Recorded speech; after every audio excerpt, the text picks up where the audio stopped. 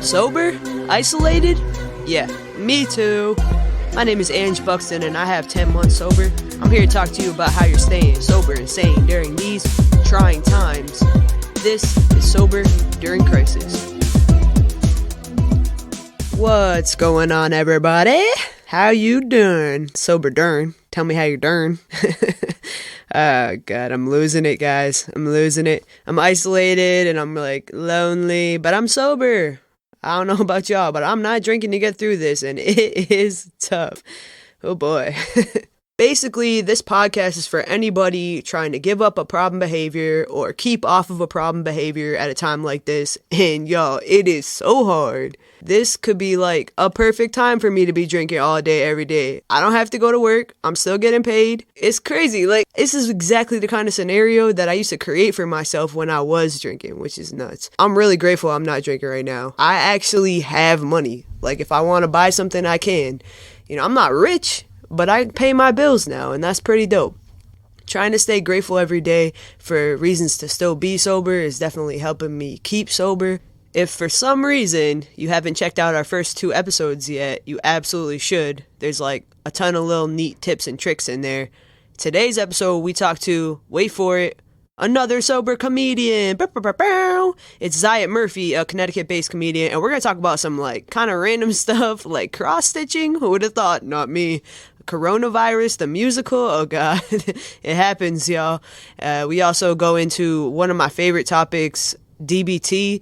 It's Dialectical Behavioral Therapy, and if you don't know anything about it, I highly recommend looking into it. It is by far one of my favorite tools for keeping me stable and emotionally regulated. I also just want to mention that Zayitt does not attend a typical 12-step program like my previous 2 guests do, so this is kind of an alternative approach, and as it turns out, there's a ton to learn from it. Specifically regarding dealing with mental illnesses during isolation and what it's like to be immunocompromised during COVID. It's some stressful stuff. Speaking of stressful stuff, I almost didn't post this episode because the audio quality could definitely be better. The conversation was just so important to me and so helpful that I was like, all right, fine, I'll put it up. I just got to note that it's definitely not my best work audio-wise. But it turns out that podcasting is a lot like riding a bike. If you don't know how, you don't know how. But I'm learning as I go, so thanks for bearing with me during these beginning stages. All right, so let's go. Let's get into it. And let's learn some stuff together on Sober During Crisis.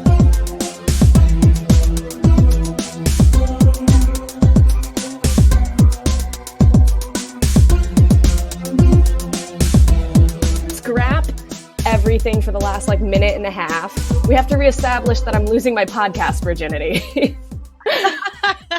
Yes, everyone, hello. This is a podcast share is being popped. This is Zayitt. This is both of our first time doing anything like this, so this is gonna be fucking. This is awesome. So before I started successfully recording this, we established that 1, we're both really struggling right now because 2, this is super hard, and 3, Zayitt is about to go into detail about what it means that she is immunocompromised.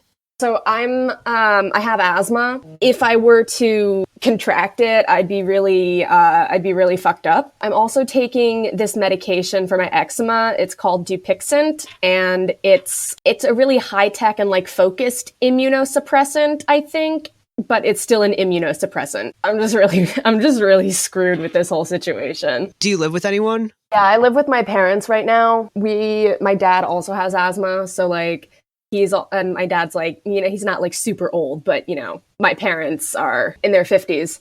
So they're not in the high risk demographic, but it's still kind of scary. And my dad is the kind of person who can't sit still and just stay at home and do indoor things.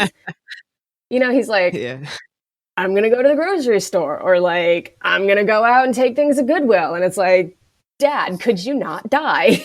Right. So we're leaning pretty heavily on my mom right now, and she's a hero. I'm just really trying to stay inside. I have gotten so much sewing done. What are you doing every day? So, well, I'm actually in school right now. I've been doing a paralegal certification program, and we are moving into a completely like 100% online format now. Like the university is like campus is closed through the end of the semester.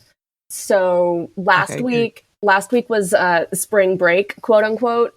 And I ended up having to cancel my vacation because I was like, I don't want to fly out of like New York with this going around, and I don't want to be on a plane, and like God forbid something happens down there. I don't want to be sick in a hotel. Like I was going to go to New Mexico and I was really stoked about it, but I was like, I can't do it. And yeah, and that was like the smart decision because, you know, last week we went like the entire country is like on lockdown now. So it's like, I'm not stranded in New Mexico, but so classes start again tonight and that's going to take up a lot of my days. But like, all last week, I've just been sewing. I've been cross-stitching. I don't know if you saw, but I had posted on Facebook like last week for my comedian friends to send me their favorite one-liners that they've written. I'm so intrigued. Okay, so I cross-stitch is one of my hobbies, you know, so it's like, I saw someone describe cross-stitching once as acoustic pixel art.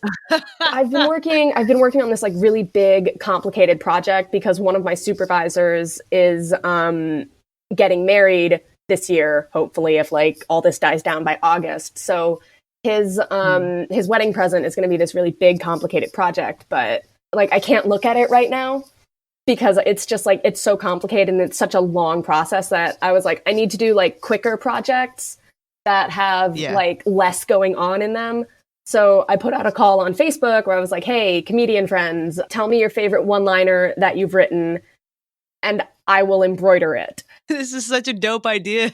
They take me a couple hours because I have to like do the design and then I have to like cut the fabric and I have to get started and I have to take out the stitches because I'm always doing the wrong thing.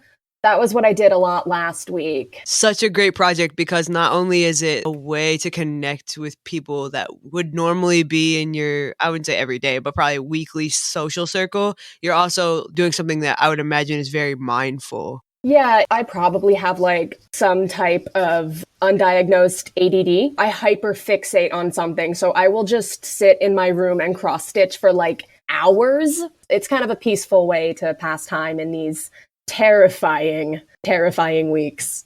It is scary, right? Like I'm like full disclosure, pretty freaked out. Like I'm pretty freaked out. Oh my God. I want to obviously be safe. And my biggest fear is that I will contract it, be asymptomatic and bring it into my home or my sister's home where like she has like 2 little kids I love playing with. I would normally be going over at least once a week. And it sucks because I don't have work, but I can't go over and play because that would, that could potentially be really bad. Right. So I'm waiting until 14 days from the last time I could have been in contact. So from when they closed the public schools. Right. I forgot that like you teach. So like that's got to be terrifying. I was like, this is terrible. Like there are so many, like we have pregnant teachers, we have very old teachers. We have students that are living in, 3-generation homes where they're being raised by their grandparents. So like Wednesday, they sent out an email that's like, for the next 2 days, we'll meet. But then after spring break, we're just going to do all online for 2 weeks. And I was thinking like, okay, if you're going to move to an online format, why are we meeting for the next 2 days? There's no 5-second rule for germs. They're not going to wait for 2 days. In fact, according to science, they stay on surfaces for pretty long. Yeah. So, and it's like I'm taking a class on computer applications in law. So, and that's just like learning, like, this is how you do LinkedIn professionally, and this is what a spreadsheet does. Yeah, I was just about to ask, what the hell is that? But I didn't want to sound dumb. So no, it's I do this thing where like I know what I'm talking about, so I don't explain, and then I forget that other people don't always know what I'm talking about. So, well, if you hadn't explained cross-stitching, I'm not quite sure I would have been on the same page as you. I would have thought it was something very different for the majority of that conversation. So I'm taking this class that's computer applications. So we're in a classroom where there's computers. They're not disinfected in between classes, like right. You don't know who's been in there all day. So it was like frustrating where I was like, I don't think that's like, why are we staying open for 2 days? And then on Thursday, I was like really hoping they were going to close because I was like, first off, We should, but also second off, I really don't want to go to my civil litigation class. Litigation has to be the most boring word in all of history, so.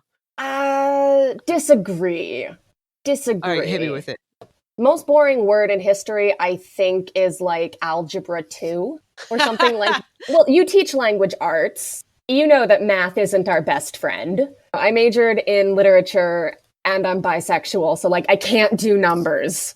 The part of the audio where I said that this might be one of my absolute favorite things I've ever heard in my entire life kind of got choppy and weird, so I'm just going to say it here. This might be one of my absolute favorite things I've ever heard in my entire life. Okay, thanks. Keep coming back. Math just isn't my friend. And I'm bisexual. I love that is like... I have a degree in English literature, and I minored in linguistics. And linguistics is basically just like math, but you use words instead of numbers. So the way that goes is that I minored in linguistics because I've always really liked math, but I'm just a bit too gay to get it. So. Oh my god. Yeah, the only math I understand is a love triangle. Like that's this is a lie. I actually did learn how to spell boobs on a calculator once. All right, so I wanted to talk to you about like your sober journey / what, like basically if you give me like a brief overview of, you said you don't drink, right? Wow, that is the world's smoothest questioning right there. Like that was just finger kiss Italian to the sky, a pizza pie. All right, so I'm going to be 25 this year. So like when I turned 21, because I didn't do like a lot of drinking before I turned 21. So I turned 21 and I wasn't like doing a lot of drinking. You know, it was like every couple of weeks, go out with my friends, do karaoke, like get a little bit buzzed, and like that was that. And like occasionally I would like black out. And my family has, there's some family history of alcoholism. So my mom has never really liked that any of my siblings and I drank, just because it's like, you know, there's just a history and she worries about us. It's a lot of, There's a lot of social drinking that goes on, at least on my dad's side of the family. So like I drank a little bit and it wasn't ever like a crutch or anything. I never struggled with alcoholism or any type of addiction. One of the triggers for my eczema flaring up and like my skin getting really, really, really awful is alcohol and like sugar. And I don't like drinking drinks that taste bad. So I always went for like cocktails and like sweet stuff and like ciders. I have always maintained that drinking beer is like drinking wet cardboard. If I drank too much, like the next couple days, like my skin would just get like horrible, like really bad. Eventually, like I decided it wasn't worth it to have, 6 hours of fun and then have to suffer for like 3 days. And the other thing too is like I'm on like 150 milligrams of Effexor like every day. And my tolerance was really low because of that. And then like, the following day, my hangovers would just be astronomically terrible. From having like 2 or 3 ciders, I was just like, couldn't function. It was like the first day was awful. And then the second day you have that residual hangover where it's like almost back to normal, but not quite. So I hadn't even been drinking for like that long. I was like 22 when I just decided it wasn't worth it. So I just stopped drinking. I think last month was 2 years since I had a drink. What I should have done right here is given Zayitt a giant round of applause and been like, whoop, whoop. So, yeah, whoop, whoop. Yeah, that's what I'm talking about. That's a real long time to be sober. I cut out a part where I just awkwardly stumbled. Oh, God, I'm doing it again. Awkwardly stumbled over a question about what it's like for her to be a sober comedian and have to be in bars. And so here's that. It's like really not like frustrating necessarily, but it is definitely something where I'm like, oh, okay, so this is a thing. This is a thing that like is just one more way that makes me different, and it makes it more difficult to integrate myself into the scene. 'Cause like Yeah, I I mean, totally understand that. you Yeah. you recall how I look. I don't dress like a lot of like young women my age. You know, I look very. I like to say I look like Fiddler on the Roof. Got a degree in women's studies. Oh my god, that Uh, is so funny and accurate. I cannot with you. yes, You're also, like, very racially ambiguous. I love that you have a lot of jokes about that, but it's like, there's so many ways also, just being a female-bodied comedian is, like yeah. that in and of itself is for I don't know, because 'cause I'm very masculine presenting, it shouldn't be that hard to be a female-bodied comedian, but for some reason, it just makes everything just having titties makes everything way I different. know I it's don't like understand. it's like you grow a pair of tits and suddenly you're not funny. I know, what the hell? Like I was funny before I Dude. hit puberty. I don't know why things. I'm funnier after going through puberty. In fact, If you're ugly, it's like, okay, you can be a funny female, but, like, you're since you're not, it's like, "Oh, man, like, this bitch," or whatever, like, I don't know, I'm assuming, I don't know. it's like so. Not drinking is just one more way that I stand out in a way that I don't necessarily want to be recognized for standing out. You know, like you want to be Uh-huh. recognized for standing out by like, wow, that person's like really innovated in their comedy, or they have Mm, like they always know the perfect word to put in a joke. You know, like you want to be recognized for what you bring to the table, and it's like not drinking, being very openly Jewish, being a woman who covers my hair. You know, it's like these are things where it's like that. I get that it makes me stand out, but that's not what I want people to know me for. I'm wondering, like, what advice do you have for other I mean, comedians specifically, but I guess anyone that's in a scene where there's a lot of drink I mean, freaking rugby, you know, like, there's so many things where alcohol is a part of it. How do you stay strong? So I have a lot of physical barriers that keep me from drinking, and those are Mhm. things that I remind myself that like this isn't what you want. You know what it's going to do. I don't really hang around a lot after a mic because I know people are going to be drinking and I don't want to be like, ah, she's kind of a killjoy. So I like I go in there, I do my thing and then I leave, which can sometimes look rude, but I don't like being in a position where I feel like I'm going to be singled out or that I'm just going to look kind of Yeah, awkward.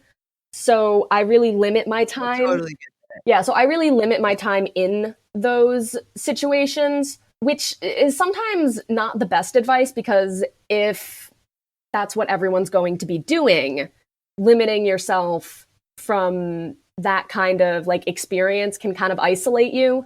I mean, Yeah. we're isolating right now, but for different reasons. And that's what makes this so hard. It cuts through everything for me where I'm like, "Damn, like, this person is so aware that I'm not drinking," but probably in all reality, they have no fricking clue. It's hard for people to even realize that you're actually sober, like, they just kind of assume you're drinking too. Yeah, in my head, I'm like, "Oh, man, I'm so awkward and boring." Well, I mean, the other thing I do is, and my mom does this too, because my mom doesn't drink, and my mom has never been a drinker. She's always been very vocal that she doesn't really like that her kids drink. Not Mhm. because she has a problem with alcohol necessarily, just because we have a family history. So, what I will do is if I do want to hang around, I order like a seltzer water with cranberry juice because then it might look like I'm drinking. You wouldn't be able to tell necessarily, but also like water can get kind of boring, Yeah, for sure. you know? I like dress it up with just a little bit of cranberry juice. So like a little bit of seltzer water, a little bit of cranberry juice, could be a Cape Cod, could be something else. Yeah. It's just like a little treat, you know. I'm like, okay, I'm going out to do comedy tonight, so like I'm gonna have a little bit of a treat. It's not a huge treat. It sounds kind of lame now that I'm saying it out loud, No, it really but does. it's Like, it makes perfect sense. It's almost like I've been given this advice before, like, if you already have a drink in your hand, then no one will offer you one, and you won't have to go either, you know, go through the whole thing in your head of like, "Great, now I have to say no, and it's really hard," or, like, if you have a bad day, it's, like, even harder, but you also don't have to do the yeah. thing where you awkwardly stumble through an explanation as to why you can't drink. You're like, "I got work in the morning," or whatever, like, it's just some stupid So I excuse. haven't eaten a lot today. I can't Right. like, you know. I'm weird, so I just can't. I also just find people like the people that I come into contact with when I'm in like a bar setting. Most people are chill if I say I don't drink. So like I personally, this is my own experience, but I've never really felt pressured to drink, or I've never felt like if I tell someone I don't drink that they're, you know, thinking I'm a killjoy. I mean, I'm still pretty young. I don't know what it was like, 5, 10 years ago. But I feel like now, at least, there's more acceptance of people can go out and not drink. I think it's probably less of an issue, or at least there's more like awareness and acceptance that it doesn't have to be an issue. I don't know if it's changed much. I was sober for 2 years when I was 22 and then most of 23. And it was so interesting how things shift from when you're in college to when you're like technically a young adult. And the way people drink changes so drastically. But there were certainly still so many situations where people were like, what? You don't drink? Like, what? Like, why would someone not drink? We're so young. This is like, and it's like, well, because this is prime time. Your hangovers don't suck. Yeah. Well, that's the issue with me is like the way I drink, I don't have hangovers because I drink all the time. So it's hard to have a hangover when you're always drunk. Oh my God. It's like, that meme image of the black guy pointing at his head where it's like, you can't get a hangover if you never stop drinking. Think about it. Yeah, I know exactly what you're talking about. Also, my experience with my relationship with alcohol, like when I was in college, I was not invited to parties. Like I kind of really kept to myself a lot. I had like 2 friends, like 2 really good friends, and like neither of them were like partiers. So my social circle, I mean, I was friends with all of the really like serious English majors. So we were all like, I got a paper to write or like I got a presentation. We were always reading books. I just never got invited to parties. So I was never in situations where it was like, yes, alcohol. That also like affected my relationship with drinking. Cause like when I was in college, I wasn't drinking to drown or anything like that. And then the other thing was I wanted to be a teacher. So I was like, I'm a petite, conventionally attractive woman who wants to teach high schoolers.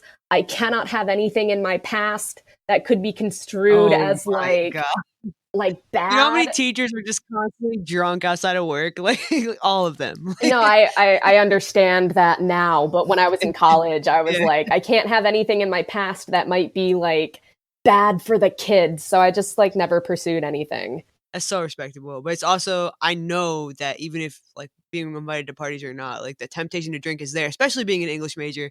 You have all these old farty writers talking about how, liquor frees the mind or whatever. And like all their characters are always drinking. And it's like hard to not be like, I want to. It's not even that like the authors themselves are condoning drinking. It's just like whenever I think about like Emerson or Thoreau, I need a shot. Like, I cannot. Hell yeah. I'm just like, I can't. You gotta throw your life away. Oh my God. Henry David Thoreau me out the window. Oh, shit. So, have you had any temptations or cravings to drink? Sort of in like a conceptual sense. Like, it sounds attractive to maybe have a drink, take the tension off, feel a little bit like you get the warm and fuzzies, like just as a stress relieving activity. That sounds nice, but I have not been like, I haven't felt like I want to act on that. I haven't like had any serious thoughts about it. It's more just kind of like, yeah, if this was 2 years ago, I probably would have. Now right. I'm pretty, I don't want to say like I'm immune to the temptation or anything, but it's not something that's at the forefront of my mind right now. So good to hear, because it's been 2 years for you, right? And so it's been 9 months for me, and I think congratulations. Thank you. It's got 9 months, and I feel like a lot of what is still happening for me is I'm not trusting the process of just like waiting for the thought to pass. So it sounds like you're kind of just like pushing through it, and it does. You're just like, okay, this is a fleeting thought, and I'm having it, and then it's over. Does that sound right? Yeah, it's something like that. So in addition to being somewhat ADD and very depressed, I have like a sort of diagnosis of borderline personality disorder, which is basically means that all of the emotions you feel, you are going to feel to the extremes. So like either I'm really focused and really productive and happy and like on track, or I'm in the depths of despair. I was in behavioral therapy for about a year like specifically to deal with Is it DBT? Yeah, DBT. Oh, I knew what it was right away. DBT is so dope. Dialectical Behavioral Therapy. It doesn't directly help with addiction, but it helps with emotional regulation, which for me is a big reason that I relapse. So therefore, I would say DBT would definitely help you with your addiction. Basically, it's just like a collection of coping skills that anyone can use. You don't have to have borderline personality disorder to use them. I use them all the time. My favorite one, I'm going to give you right here. It's TIPP, T-I-P-P. It's for de-escalation. Once you're over that 70 out of 100 where you're like, you can't come down, you can't talk, you can't really make sense, and like any little thing is just you're gonna like, rah, like you're gonna Hulk smash on them. When you're at that point, there's actually a way you can bring yourself down, and DBT is what taught me. So again, it's TIPP, T-I-P-P. The T stands for temperature. That means like splash some cold water on your face or get a heated blanket. The temperature change will actually help you to de-escalate. I stands for intense exercise, so like you get your heart rate up. Normally what I do is I do 10 squats, 10 push-ups, and 10 burpees or jumping jacks depending on how much room I have, and I just do 3 sets of that until I'm not mad anymore. The next one is P is pressure, so you can get a weighted blanket or literally a hug. And last but not least is paced breathing. And that's like that, like, just breathe, honey, in through the nose and out through the mouth. And this is the one most people know and will use. And it happens to also be the one that really doesn't work for me. So there you go. You got 3 additional tools to help you when you're trying to de-escalate. That's just one page in the binder of the toolkit that is DBT. So definitely go and check that out. Yeah. Oh my God. Well, I don't use all of the skills to the letter, but there's just some things that have stuck with me, even though I've been out of the program for like a year and a half now, probably. Emotion regulation, it's like do things that I use DBT all the time. This is so dope. Every day. Like, me too. I use I have like self-soothing, and like I know when I'm getting too escalated. Like anytime I'm like above a 6, I'm like, okay, I need to go like take 10. Wise mind. Yeah. You're in emotion mind right now. You need to be in. Oh my God. That's so cool to hear, honestly. Yeah. So like I do a lot of self-soothing, and part of that is like my cross stitching, where I'm like, I'm just going to sit down and do this thing that I know I like, that is going to have some sort of like creative end result. Or like I light candles a lot right now. That's a big part of my self-soothing, which is great because I'm Jewish, which means we light candles a lot. I'm learning so much right now. I now know that bisexuals can't do math and Jewish people love candles. Yes, we love candles every Friday night. But I do a lot of self-soothing, and one of the other things I've been doing, because like just the last week I've been swinging wildly back and forth between like I can't leave the house or I'm gonna die, and then like I'm in like an area of the country, and I'm in like a socioeconomic status where like I'm probably going to be fine. Like I'm swinging wildly back and forth between these two extremes. That one of the things I've just been doing is I take my mind completely off of like coronavirus news by just listening to happy and stupid comedic musicals. Give me some examples, please. Oh, okay. So you know that one of the things about like emotion regulation is like you do something that's going to elicit opposite emotions. The emotions you don't want to be feeling, you do something completely different. Yeah. So like I have been listening to the SpongeBob SquarePants musical on repeat.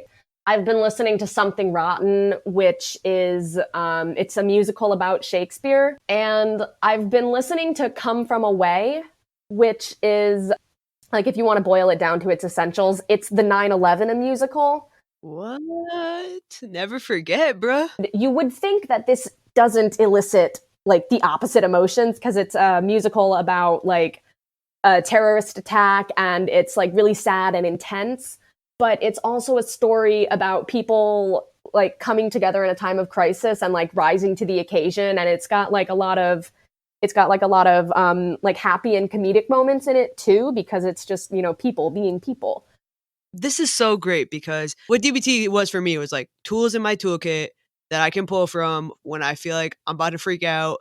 Because like for me growing up, it was drinking. Like that's all I would ever do to deal with shit. I was the kid in high school that I always had a water bottle of vodka in my backpack, but it was my lifeline. For me, it was a lot of like, oh, okay, now I'm understanding why I'm like this. Because like when I was a little kid, and even like now, you know, my mom was always like, you have a really short fuse, or like, it's not what you say, it's how you say it. Or, you know, people don't always mean the absolute worst things when they say things to you. And it was always just such a struggle for me because I was like 0 to 60. So when I went through DBT, it was like, yeah, these are tools in my toolkit, but also like, this is what's going on in your head. And now that you know that's going on, it's a lot easier to just kind of like be.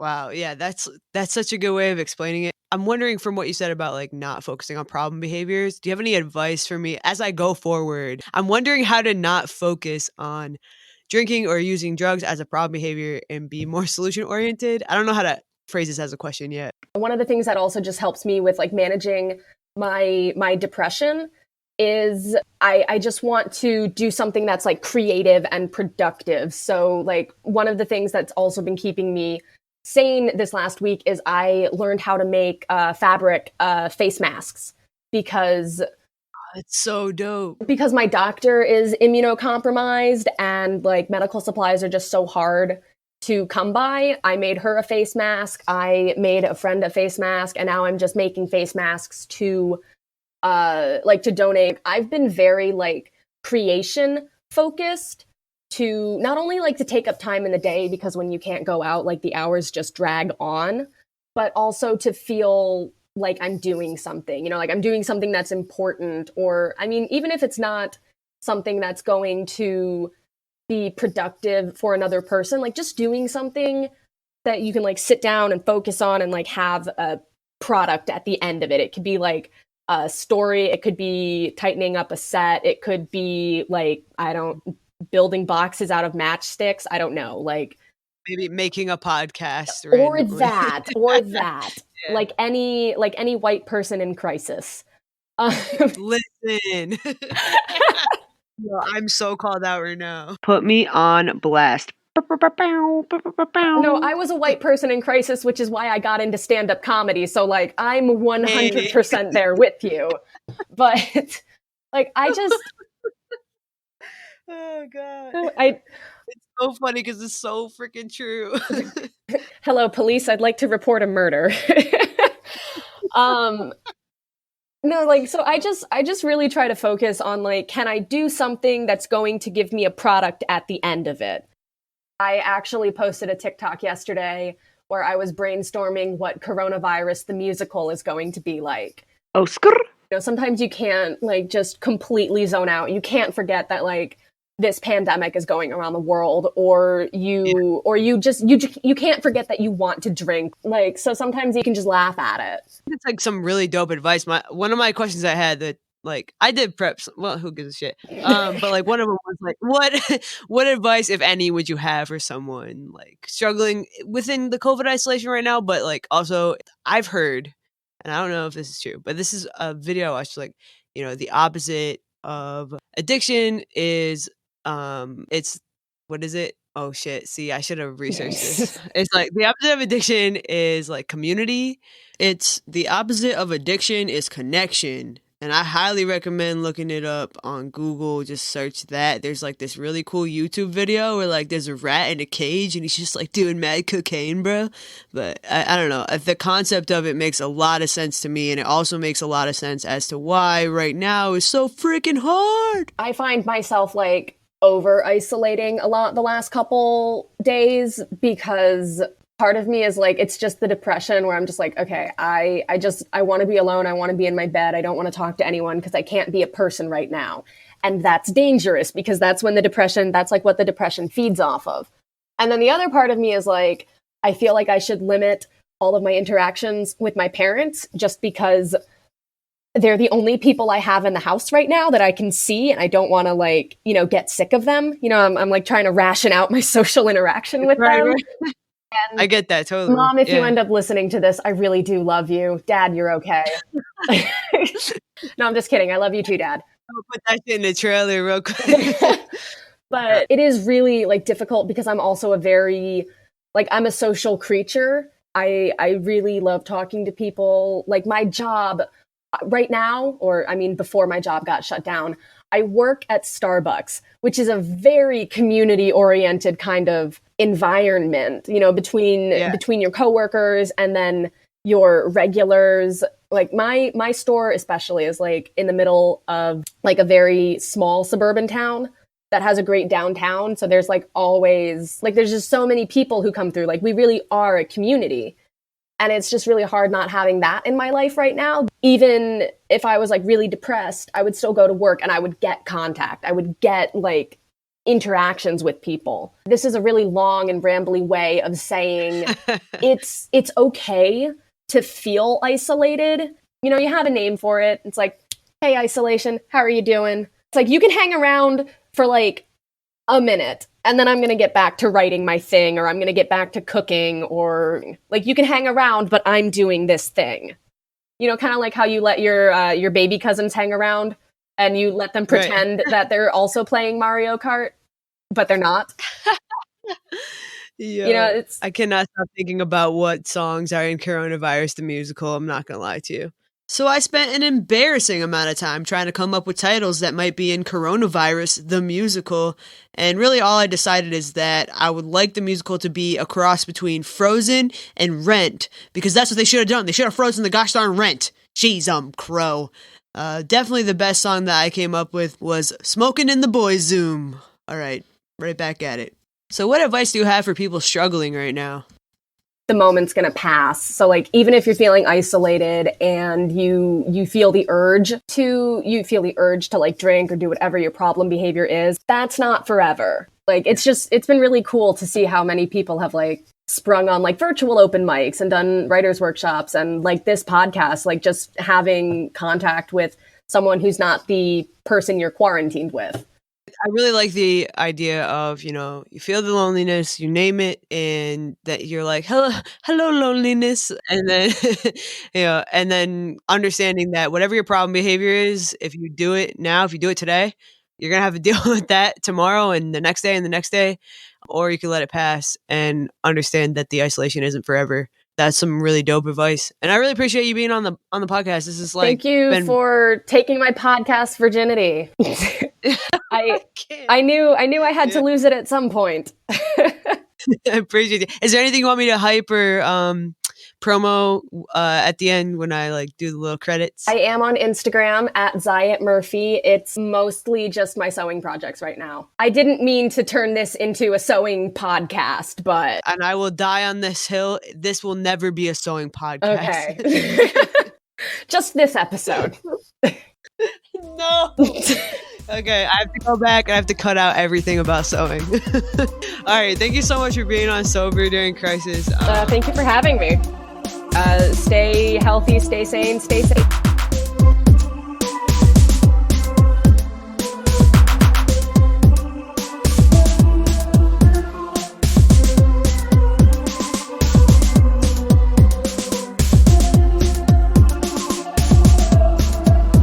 If you're a comedian and you're interested in having Zayitt cross-stitch your favorite one-liner that you've written, you can find her at Zayitt Murphy on most things. That's Zayitt Murphy with the PH as in fat in the 90s.